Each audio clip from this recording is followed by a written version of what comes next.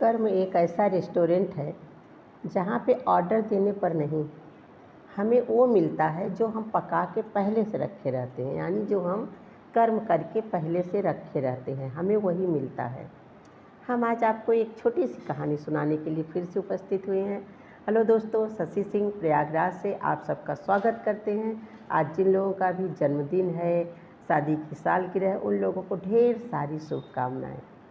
आज हम कहानी सुनाते हैं आपको एक महिला की जो बहुत भली थी और उसका रोज़ का एक काम था कि वो जब रोटियां बनाती थी तो 2 रोटियां बना करके अपनी खिड़की पर रख देती थी।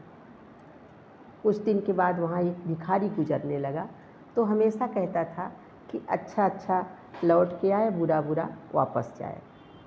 डेली का उसका काम था। दोनों का काम हो गया, उनका बना के रखना और उस भिखारी का आकर के रोटी को ले जाना। अब भिखारी भी एक निश्चिंत हो गया कि चलो हमें रोटी मिल जाया करेगी, हमें कहीं भटकना नहीं पड़ेगा। महिला को था कि चलो हमें 2 रोटी तो बनानी थी, भिखारी ही ले जा रहा है। लेकिन वो भिखारी के बोलते बोलते कि अच्छा अच्छा लौट के आए, बुरा बुरा वापस जाए, अच्छा अच्छा लौट के आए, बुरा बुरा वापस जाए, वो महिला थोड़ी चिढ़ने लगी क्योंकि उसका बेटा खो गया था और वो वापस नहीं आ रहा था, मिल नहीं रहा था। वो बहुत परेशान थी।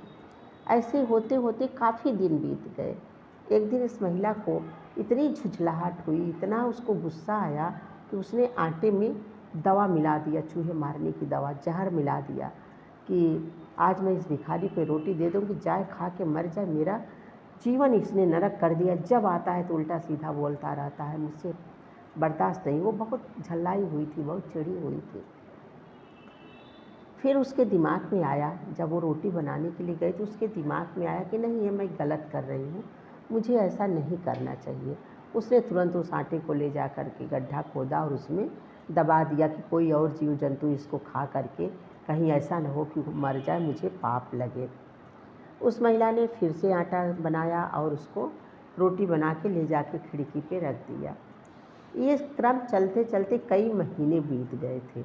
भिखारी फिर आया अपने समय पर, फिर उसने रोटी लिया, फिर वही अच्छा अच्छा अपने पास आए, बुरा बुरा वापस चला जाए बोला और रोटी लेके चला गया।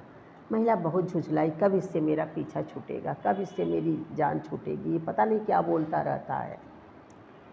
संयोग ऐसा था कि दूसरे दिन जब दरवाजे की घंटी बजी तो वहाँ पे वो भिखारी नहीं, उसका बेटा खड़ा था।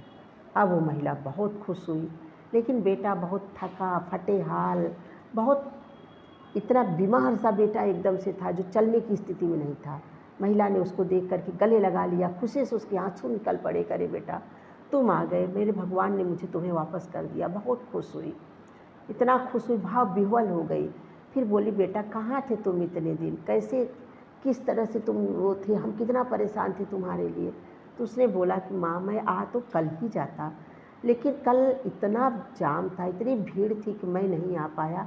मेरी तबीयत बहुत ख़राब थी, मैं चल नहीं पा रहा था और किसी तरह से मैं रास्ते में ही रात में सो गया।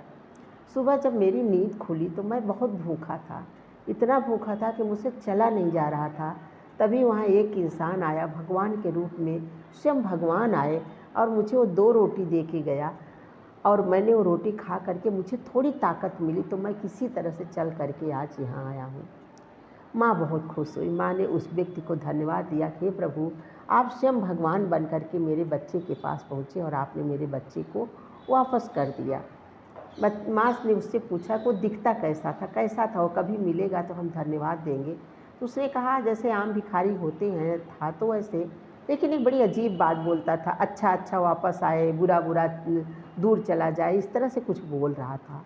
माँ के तो पैरों तले की ज़मीन खिसक गई और उसकी आँख में आंसू आ गए। वो रोने लगी, हे प्रभु, ये मैं क्या करने जा रही थी, कल मैं वो जहर बना के जहर वाली रोटी उसको देने जा रही थी, अगर वो जहर वाली रोटी हो मैंने उसको दिया होता तो आज वो उसकी जगह मेरा बच्चा ख़त्म हो गया होता।